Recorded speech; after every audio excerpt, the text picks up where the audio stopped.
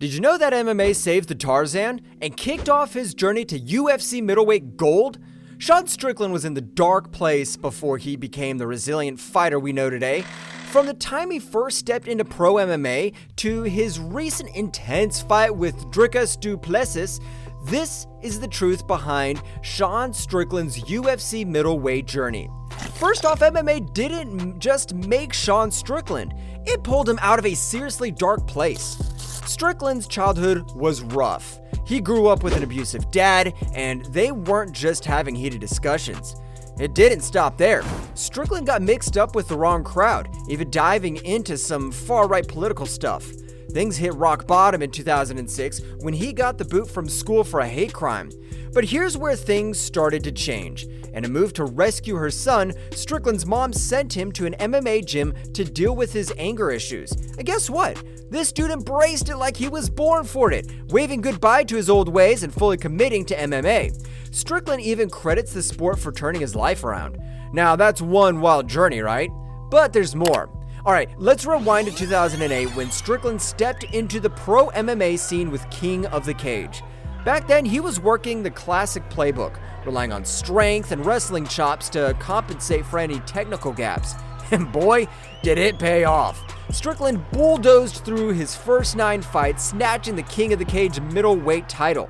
After a trio of successful defenses, the UFC came knocking in 2014. Strickland's UFC debut at UFC 171 was a rocky start, but he weathered the storm, securing a first-round submission over Bubba McDaniel. And that's everybody is now, right? You have to do that. Joe Silva calls you, you got to be prepared. Position. Those are hard punches, Mike. Oh, another one. Yeah, he's caught him. Bubba is in all sorts of trouble. 30 seconds. That is all over! Beautiful Sean Strickland! In the next 4 years, Strickland became a steady, if not flashy fighter.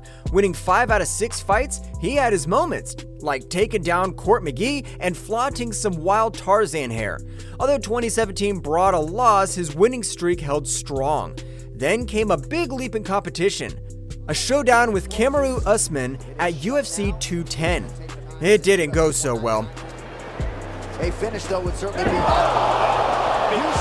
Strickland struggled against Usman's wrestling, taking a unanimous beating. See out of his left eye. Well, Strickland hanging in the fight, but just not able to mount any sort of offense tonight. Strickland's trying now. Kamaru, the Nigerian Nightmare! That bout seriously shook up Strickland's rep as a welterweight prospect. A year later, a match with Elizeu Zaleski dos Santos looked like the final nail in the coffin. Things were looking good for Tarzan at this point. RDA and Colby Covington for the interim welterweight title. Get your tickets today for the UFC's return to Chicago. Oh! Beautiful spinning attack. So flashy kick from Dos Santos. But Strickland didn't let setbacks keep him down. He bounced back with a bang, scoring a second-round victory over Nordine Taleb. Tri-star fighter's got a wicked power double. If he's under this kind of... Oh! Big right from Strickland! Look at that, bad. He does not have his wits about him. Big right now. And another one. Taleb is buckled and down on his back. He's trying to reach up and control, but he doesn't have a closed guard. He's taking big... Just like that. Oh, big right direct. That was a big shot to the chin. No need to left. I'm not sure he's had some of these shots here. Another one, and Strickland goes down, and that's it! But that showdown was the finale of his contract, and rumors swirled that he might ditch the UFC. And just when you thought things couldn't get crazier, a few months later, Strickland got tangled up in a motorbike crash that messed up his knee big time, benching him for a whopping 2 years. But hold on, UFC showed some rare sympathy. They kept Strickland under contract, promising him a spot once he got back in fighting shape. After a grueling 2-year rehab stint, he made his UFC return against Jack Marshman, bagging a comfy win over the hard-hitting Welshman. A lot of knockouts on his record, and he's not afraid to get into a brawl if he needs to. Some heavy hands there as it loosens up, strings something together. Body head connects with the right cross again. I ain't fucking running. Good jobs. Oh, big swing and another connection. 5 seconds, Jack. Sean Strickland just... And that's not all. He followed it up with a second-round stoppage of Brendan Allen. This was the time Strickland carved out his signature fighting style, ditching the wrestling for a high-volume kickboxing vibe with relentless pressure. And then go for the kill. Nice combos from Sean though, look at that. And he's not one. Sure, it might have looked a bit odd to outsiders, but guess what? It worked like a charm. Another jab. Good 1-2 on that right hand. And he does. Sean wasn't looking for the knockout, letting the punches do the talking and putting together combinations. Strickland added more wins to his resume, taking down Krzysztof Jotko and owning his main event against Uriah Hall. Of the UFC, Strickland's getting busy here. Jotko swing. Oh man. 30 seconds of this one, and now they're flying the corn syrup. That's straight right. Jotko kept him honest, kept him focused. It wasn't just Strickland's fighting moves that stole the spotlight. Nah, it was his words that set the stage on fire. No man that beats off the cartoons is gonna beat me. Strickland wasn't exactly a media favorite in the first round, but round 2 turned him into a bold and outspoken force. Oh, big crack on the right hand from Strickland. His jab. There's the right hand. Both guys land there. At middleweight in the UFC for Sean Strickland, but he's starting. He's hurt. Yeah. Heavy shot from Strickland. He's going to put it on him. It's wobbled along the first headliner in the UFC. A performance that proves that he belongs. Now this guy became a hot topic of debate. Some labeled him a relic stuck in the dark ages, accusing him of adding fuel to the negativity around the sport. Others, though, saw him as a rebel, a throwback to MMA's counterculture roots. Love him or hate him, Strickland became the talk of the town. And guess what? His readiness to step into the ring on short notice made him a regular face on the UFC's Apex cards. As of now, Strickland holds the record for the most Apex main events in UFC history, boasting 5 out of his past 7 fights. That's Strickland for you. Love him or hate him, you can't ignore him. Alright, let's dive into the next chapter of this Strickland saga.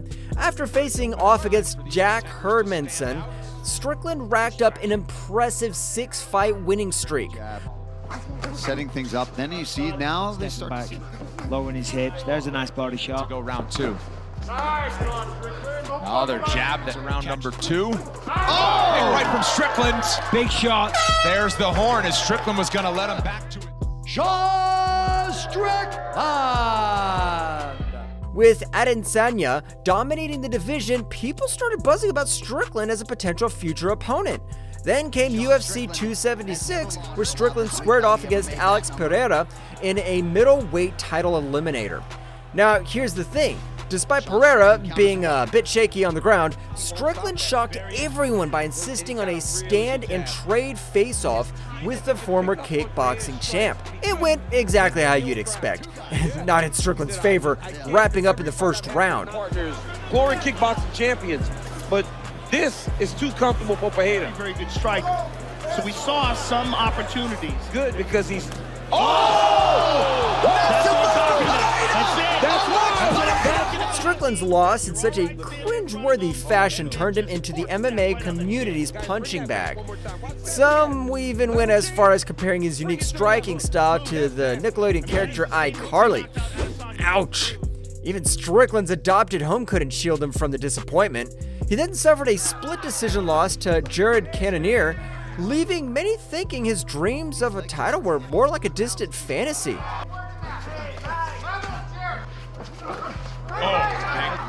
There it is, Dom, that hook. Whoa! Now a big left. And that's what Strickland does after they get hit by Strickland. Cannonier's gonna have to eat it. Oh. And they're just gonna throw to the horn. Strickland now firing some kicks. No, guys, I'm a fucking sore loser. Hats off to Jared, but again, you have judges that don't know how to fucking do their job. Tough break, huh? Well, hold on tight, because Strickland made a grand return to victory lane in 2023. First, he secured a decision win against Nasuradine Imavov. And that's what you're seeing him do patiently, pressuring. But he has a knack for getting out of the way. Nice combination there from Strickland. But it is effective. See, like all this weird head movement. He's got to be careful, though. Oh, good timing. How about that? Beautiful timing on that takedown for Strickland. He's tough. Strickland now backing him up against the fence. Oh, Strickland starting to unload as well. Letting it all hang out. Final seconds. And then sealed the deal with a second-round stoppage of Abusopyan Magomedov. Stuff him, get in his face, and kind of crowd that kicking range if he can do it consistently. So let's not panic. Oh, there's nice a good right 1-2. hand. They wanted to double up the jab, and it led to this. Do that. Nice combination. You wonder how much There we sting go. Magomedov has in return, because Strickland showed looking no good fear here. in the It fight. almost feels like Sean is playing with those food a little bit. That's it. That's Will it. do it. 45 seconds. man. Beautiful performance. That's it. Sean Strickland. Can you believe it? Tarzan got his first UFC finish in 3 years. Now, most fans back then brushed off the fight as just a temporary thing for Strickland. Little did they know it would change everything for his entire career. Next came UFC 293, where the main event was supposed to be Israel Adesanya duking it out with Dricus du Plessis. But Adesanya had to bail due to injury, and Strickland got the last-minute call to step in. It wasn't all smooth sailing, though. Strickland had a bit of a visa struggle to get into Australia for the bout. Adesanya, the champ, was on top of his game, boasting the second most title defenses in middleweight history. Plus, he just finished off the division's boogeyman, Alex Pereira. Now, with bookies giving Strickland 7-1 odds for an upset, and his fighting style tailored to Adesanya's counter-striking, everyone saw him as more of a sacrificial lamb than a true contender. Strickland pulled off one of the craziest upsets in UFC history.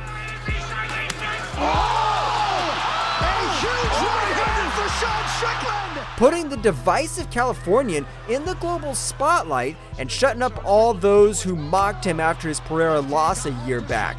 Yeah, he managed to win against Israel Adesanya. Final 10 seconds.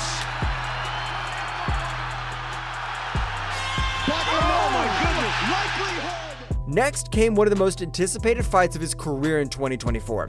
The fight against Dricus du Plessis. The odds were in favor of Strickland because he had more experience. But the way the fight went down was totally unexpected, and the drama continued even in the aftermath. Let's look at Sean Strickland's controversial loss at UFC 297. In January 2024, at the UFC 297 middleweight title fight, Dricus du Plessis secured a split decision win over Strickland. He's got his hands locked, put him down. You won't see Strickland go for a lot of takedowns, but that's another weakness. And Du Plessis is so back down. Face some of the best strikers. So he knows with this. Eric Nixick in the Extreme Couture corner. He's forced to throw body kicks or high kicks. It's the third. People talk about head off the center line and it makes things look crazy, and then he goes. In the range again, round 5. Right after the fight, the two congratulated each other, with Strickland giving props to du Plessis and even tossing around the idea of a rematch. But then Strickland did a 180, claiming he got robbed due to an illegal headbutt on X. Sean had won the first round, but those middle rounds went to du Plessis. The judges tossed in their scores 48-47, 48-47, and 47-48, giving 2 out of 3 to du Plessis. But not everyone was on board with that decision. The middle rounds, especially the second, were controversial. Du Plessis got the edge in the 4th, but Strickland charged in the 5th, landing some serious blows. Rounds 2 and 3, that's where the fuss is. Judges handed them to du Plessis, but the crowd wasn't having it, especially in that heated second round. Later, du Plessis set the record straight. He revealed that Strickland approached him in the cage just before being named the new champ and said, "You deserve it. You won that fight. You beat me." Yikes. From his early days in the king of the cage to facing adversity in the UFC, Strickland's resilience shone through. His unorthodox fighting style and outspoken personality made him a polarizing figure, but his recent upset victory over Israel Adesanya turned him into a global sensation. However, controversy struck at UFC 297 when he faced Dricus du Plessis, leading to a split decision loss. Despite the drama, Strickland's unique journey in MMA continues, leaving fans intrigued and divided. Love him or hate him, you can't ignore the Tarzan of the UFC.